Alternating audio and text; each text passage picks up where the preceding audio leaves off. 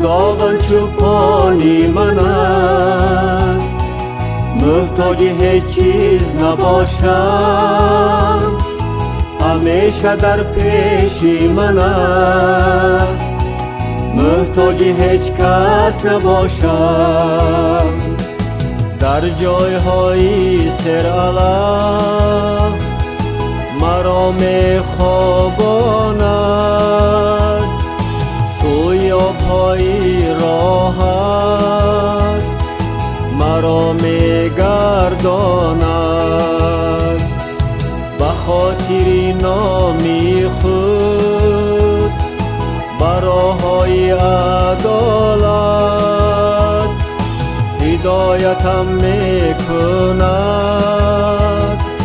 هدایتم میکند.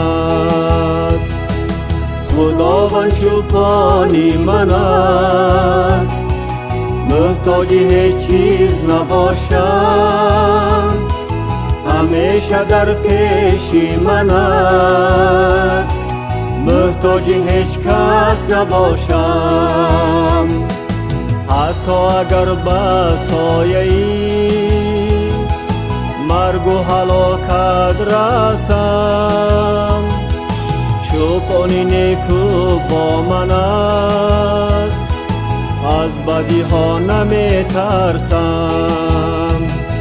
سفره بهرم گسترده است پیش روی دشمنان،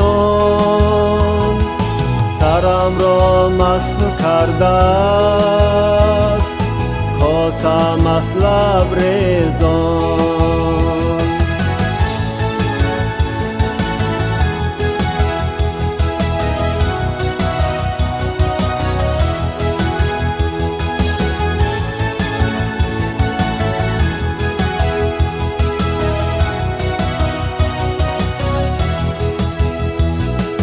خداوند چوپانی من است، محتاج هیچ چیز نباشم.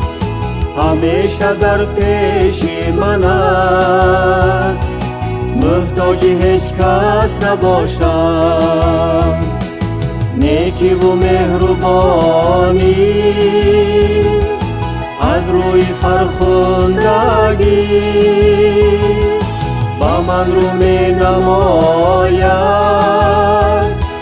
در همه زندگی. من برای همیشه نزد یزدان می ایستم، مدتی دور و دراز